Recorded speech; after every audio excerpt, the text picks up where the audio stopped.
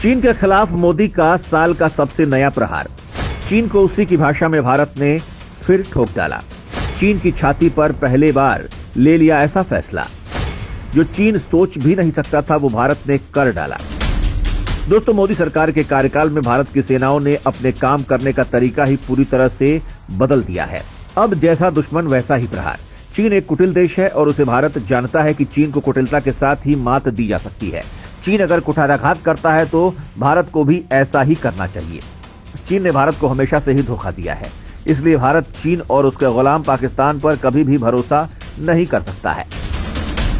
चीन गलवान घटना में किस हद तक गिर गया था, भारत भूला नहीं है। खुलासा हुआ है कि चीन ने भारतीय सैनिकों पर तब लेजर हथियारों से हमला किया था। तब से भारत ने चीन को नए तरीके से मात देने की फुल प्रूफ प्लानिंग कर डाली है। दोस्तों, चीन ने अरुणाचल प्रदेश के पास कुछ जगहों पर नए गांव बसा लिए हैं और ये खबर कई दिनों से आ रही है और वास्तव में ये खबर इतनी गलत भी नहीं है।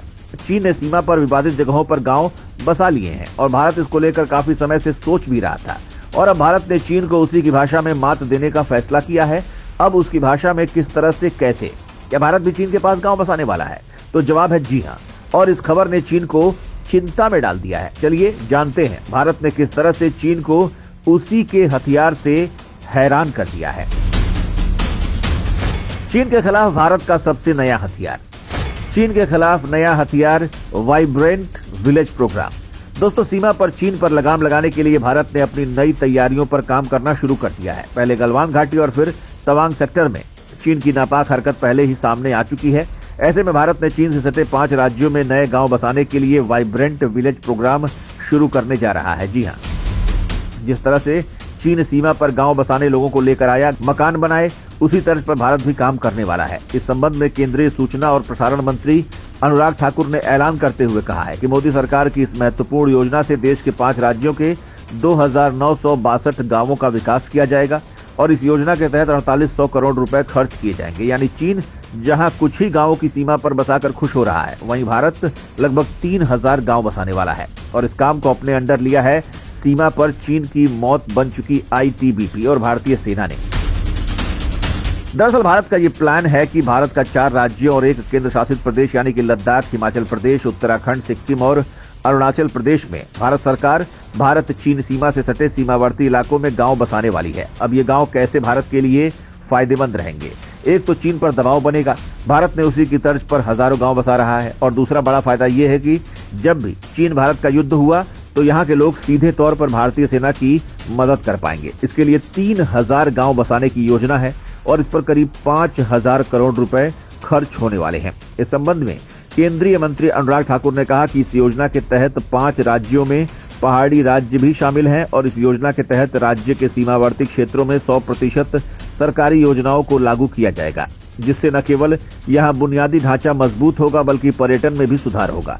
शिक्षा और सड़क सुविधा भी इसमें शामिल है। इसके अलावा केंद्रीय मंत्रिमंडल ने भारत तिब्बत सीमा पुलिस यानी आईटीबीपी की 7 नई बटालियनों को भी मंजूरी दी है, जिससे देश और राज्य को फायदा होगा। इस योजना का नाम वाइब्रेंट विलेज प्रोग्राम रखा गया है कि जो चीन के खिलाफ सबसे बड़ा कदम साबित होगा। इतना ही नहीं, लोगों को यहाँ पर ज्यादा से ज्यादा फायदा हो, इसके लिए सरकार यहाँ पर सभी योजनाएं और सुविधाएं मुहैया करवा रही है। भारत क्यों बसा रहा है इतने सारे गांव? क्यों बताया जा रहा है इसे सबसे अहम कदम? दोस्तों, दरअसल चीन ने अपने क्षेत्रीय दावे को मजबूत करने के लिए विवादित एलएसी पर कई सारे सीमावर्ती गांव बसाए हैं।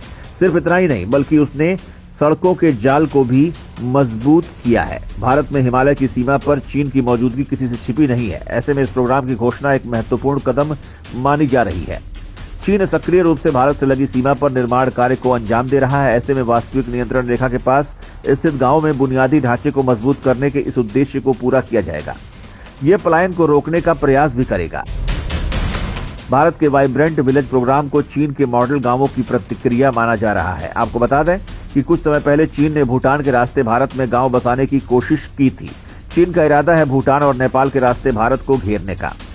इसलिए नेपाल के गुमला जिले के बाद अब भूटान के डोकलाम एरिया में भी कब्जा कर लिया है। यहाँ पर सैटेलाइट इमेज से खुलासा हुआ है कि चीन ने यहाँ पर बाकायदा एक पुल बना लिया है, वहीं कई सारे मकान बना लिए हैं। भूटानी इलाके में मौजूद इस गांव का नाम चीन ने पगंडा रखा है। चीन द्वारा कब्जा कर बनाया गया यह नया गांव डोकलाम से सिर्फ 9 किलोमीटर दूर भूटान के आमो चू घाटी में ही है।